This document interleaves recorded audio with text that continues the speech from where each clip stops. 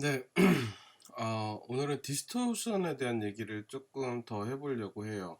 디스토션, 화면이 렌즈가 가지고 있는 광학적인 특징 때문에 어떤 일부분이 왜곡돼서 보여지는 현상이라고 얘기하고, 때로는 우리 아이 레벨 때문에 내가 어떤 눈높이로 혹은 카메라가 어떤 높이로 지금 사물을 바라보고 있는가, 아래서 위로 보고 있는가, 위에서 아래로 내려보고 있는가, 옆에서 대각선으로 보고 있는가에 따라서 생기는 왜곡들을 지금 좀 잡는 방법, 혹은 왜 잡아야 하는지에 대한 얘기를 조금 더 하려고 하거든요. 사실은 잡는 요령은 지난주에 이미 동영상 강의로 이미 말씀을 드렸는데, 제가 화요일 수업을 과제를 이렇게 체크를 하고 있는 동안에 보고 있으니까 아직도 여전히 되게 어, 네, 왜 잡아야 하는지, 뭘 잡아야 하는지, 무슨 이유로 그걸 잡아야 되는지에 대해서 정확히 인지를 못하는 지점을 많이 가지고 있는 것 같아서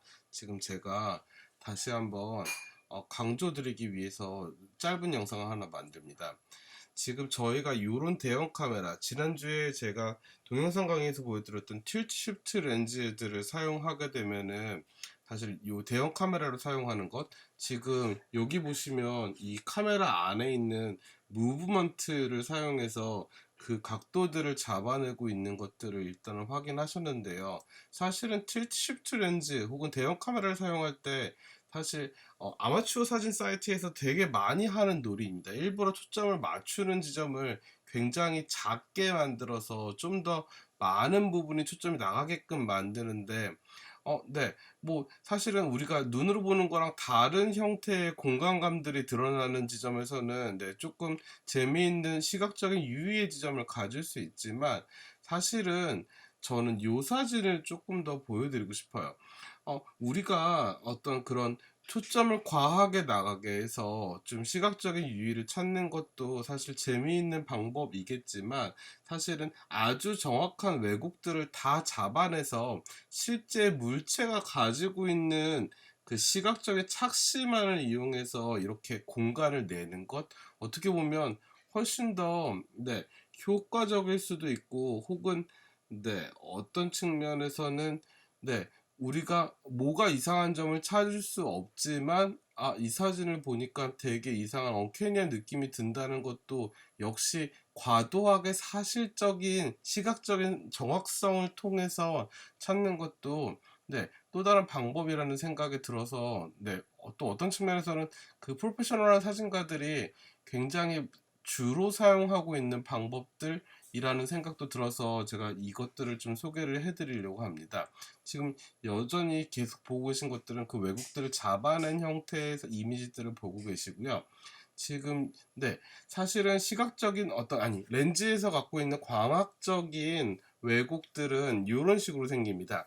A 그림에서 보고 있으면 지금 보통 광각 렌즈에서 많이 생기는 왜곡들이에요. 그래서 가운데에서 주변부로 갈수록 점점 더 이렇게 볼록하게 나타나는 현상.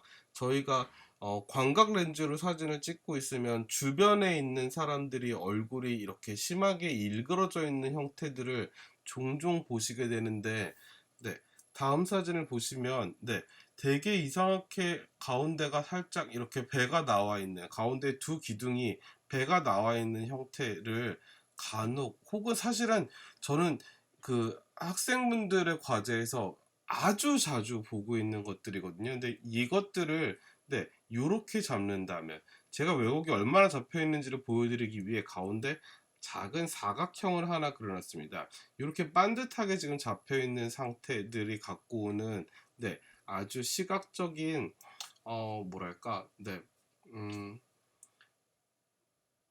이 시각적인 정확성에 대해서, 정확성을 가지고 오는 공간감은요, 사실 어떻게 보면은 뭐랄까, 아웃포커싱에서 오는 공간감보다는 훨씬 더 크게 작동할지도 모르겠습니다. 지금 보여드릴 이 두 장의 사진은 독일 작가인 캔디 하이퍼의 작품에서 지금 일부를 따와서 보여드리는 거고요. 조금 우리가 아주 실질적인 예를 하나 들어봅시다. 사실 몇 해 전에 학생의 과제로 왔던 왼쪽의 이미지거든요. 왼쪽의 이미지인데요. 제가 요거를 그냥 똑바로 세우기만 했는데 왼쪽의 이미지와 오른쪽의 이미지를 비교해서 보시면요, 왼쪽의 이미지보다 오른쪽의 이미지가 더 낫다는 얘기는 아니지만 훨씬 더 정리되어 있는 거는 사실일 것 같아요. 다음 사진 한번 볼게요. 이 사진과 이 사진을 한번 비교해 보시면요, 이 사진이 이제 학생이 그냥 찍어온 사진이고요, 여기서 왜곡만 딱 이렇게 잡았을 뿐이거든요. 그래서 이 두 사진을 비교해 보시면요, 굉장히 사진이 정확하게 정리되어 버리는 이런 지점들을 가지고 올 수 있다는 거.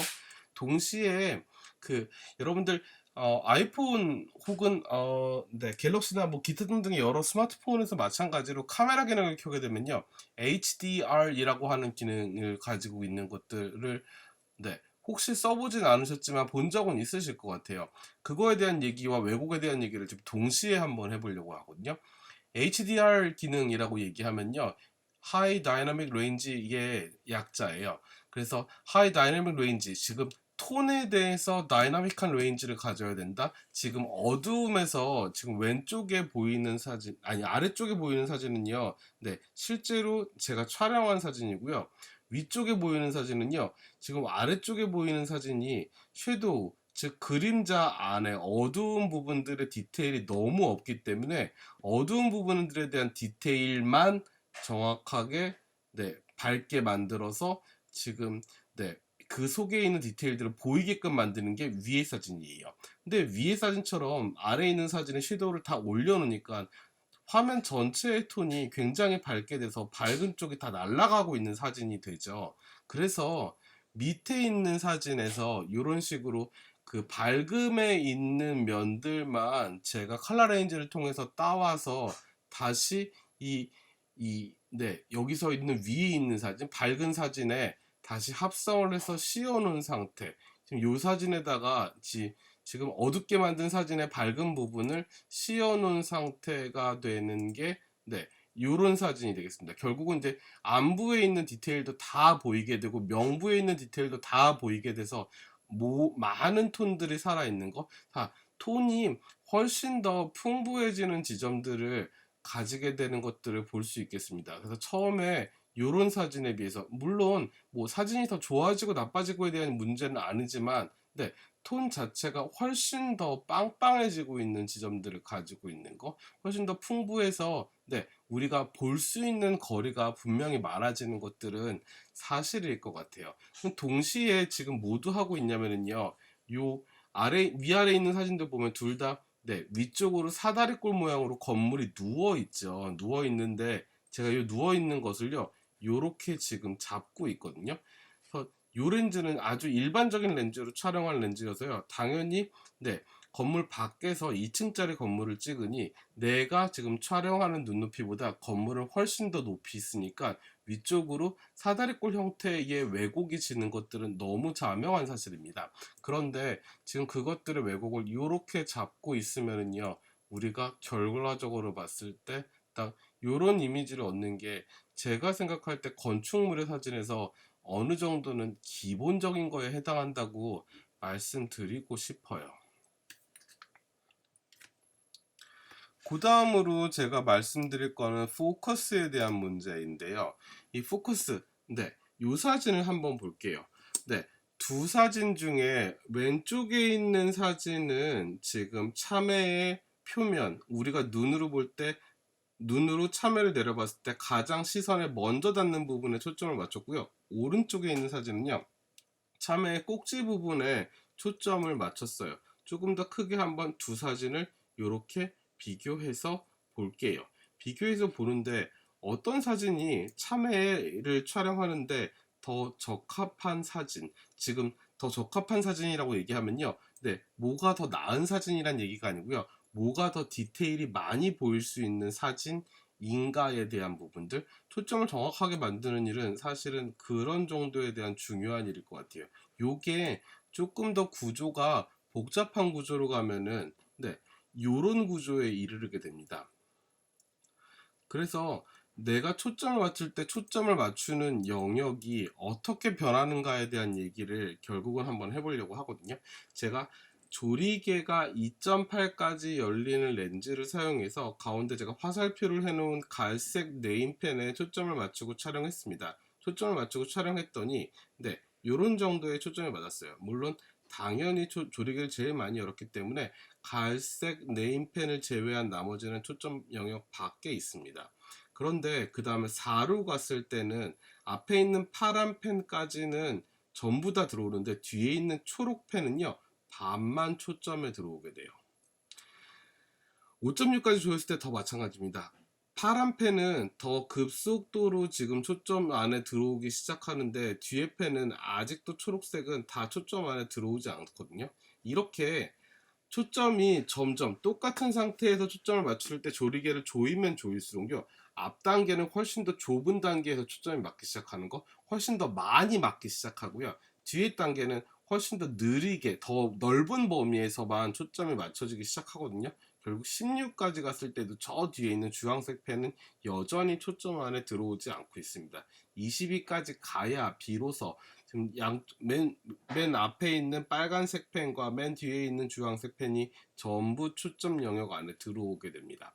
그래서 지금 뒤로 초점을 맞췄을 때, 그러니까 내가 초점을 맞추고자 하는 구간은 아주 정확하게 거기서부터 초점이 시작되기 때문에 그 부분에 대해서는 아주 예민하게 초점을 맞추기 시작해야 된다는 게 요 얘기의 사실은 결론 같은 거고요. 앞으로는 더 좁은 범위에서 초점을 맞기 시작하니까 네, 조리개를 조이면 조일수록 앞쪽에 해당하는 부분, 내가 초점을 맞추고자 하는 것보다 앞에 해당하는, 더 앞에, 그러니까 더 카메라랑 가까이 있는 부분들은 더 빨리빨리 초점 영역 안에 들어오기 시작하고, 뒤로 가면 갈수록 지금 이 초점 영역이 잡혀지는 것들이 느려지게 되므로 내가 초점을 맞추는 지점을 아주 정확하게 하는 것이 네, 내가 어디까지 아웃포커싱을 시킬 수 있을까 결정하는데 되게 중요한 부분이라고 말씀드릴 수 있겠습니다. 다음은 패닝샷에 대해서 한번 말씀을 드리려고요. 패닝샷, 네, 여러분 이런 컷들 되게 많이 보시죠. 이런 컷들이 패닝샷의 아주 대표적인 샷입니다.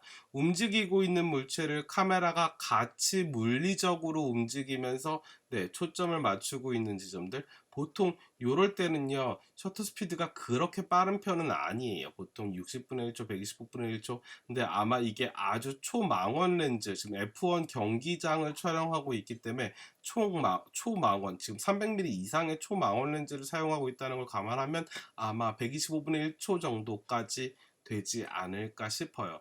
근데 그럼에도 불구하고 지금 저희가 봐야 될 거는 카메라가 움직이는 것과 사물이 움직이는 속도를 같게 해서 움직이지 않는 배경은 완전히 이렇게 네, 아주 긴 셔터 스피드로 촬영하는 것처럼 날아가게 되고요. 지금 우리가 움직이는, 따라가고 있는, 팔로잉 하고 있는 그 사물은요, 초점에 정확하게 맞게 되는 이런 지점을 갖는 걸 우리 패닝샷이라고 부릅니다.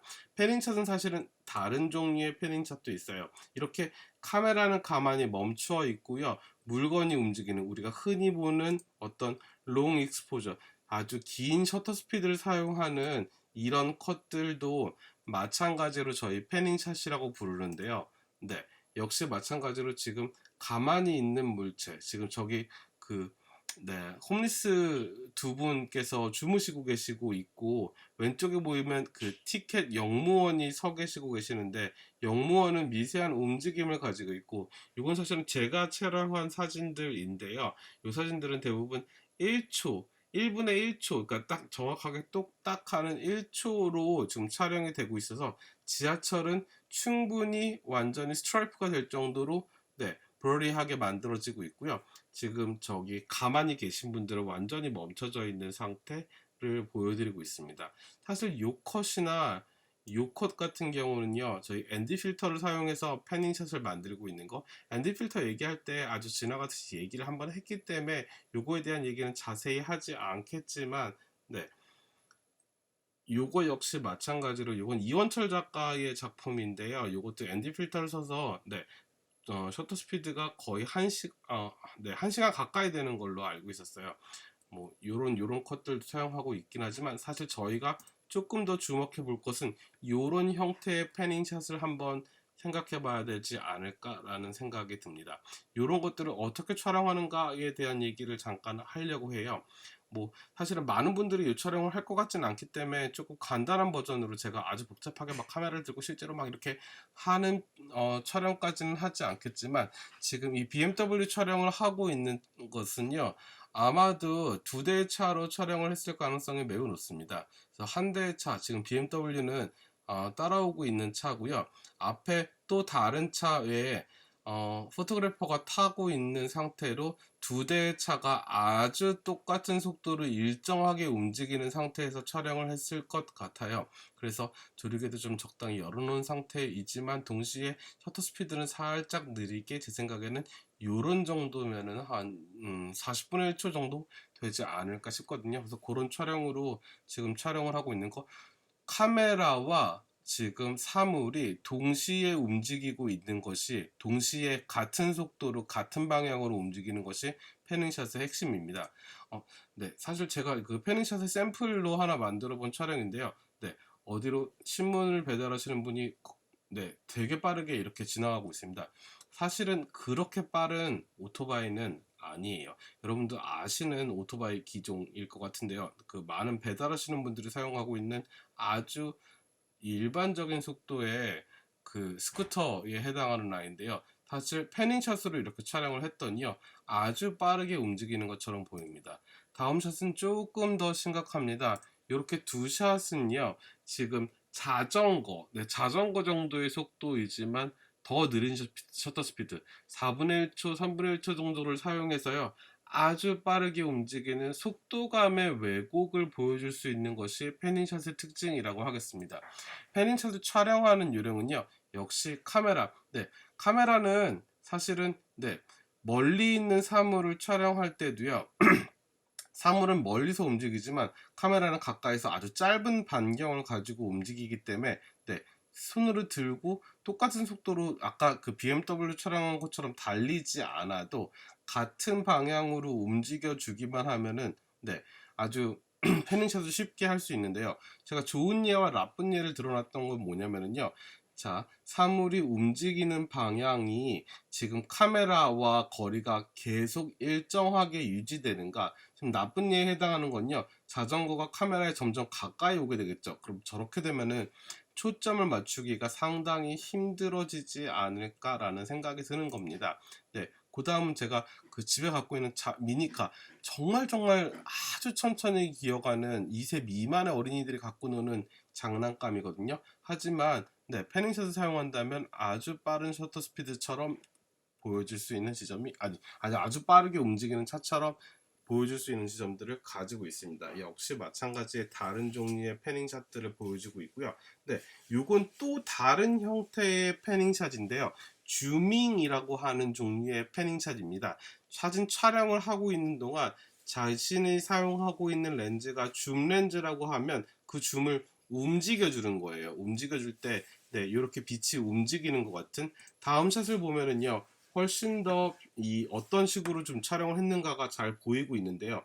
자, 줌밍을요, 하나, 둘, 셋, 넷, 다섯 번에 나눠서 움직이고 있는 거. 아마도 셔터 스피드는 지금 6초라고 했거든요. 6초라고 했으니까 뭐 거의 1초에 한 번씩 줌밍을 조금씩 해서 5단계를 만들어주고 있는 거예요. 그래서 요게 사실은 아주 부드럽게 이어지면은 요런 식의 줌밍이 될 수 있는 네, 샷이 되겠습니다.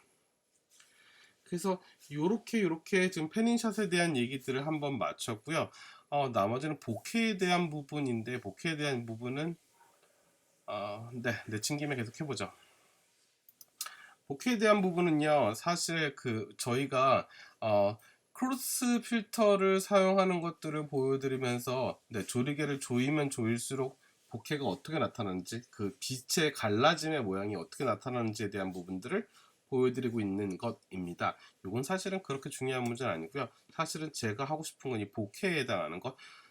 렌즈에서 초점을 잡은 부분을 제외하고 그 위에 아웃포커싱이 된 부분에 지금 빛이 광원이 거기 있다면 사실 보케라고 부르는 이런 형태의 빛의 모양들이 나오는데요. 역시 마찬가지로 1.4일 때는 거의 둥근 형태, 조리개를 열었을 때는 조리개가 많이 열어 있기 때문에 둥근 형태가 되는데요. 조리개를 조이면 조일수록 그 조리개 날이 가지고 있는 모양대로 보케가 만들어지는 것. 사실 요거를 활용해서요, 이런 식의 재밌는 장난도 칠 수 있습니다.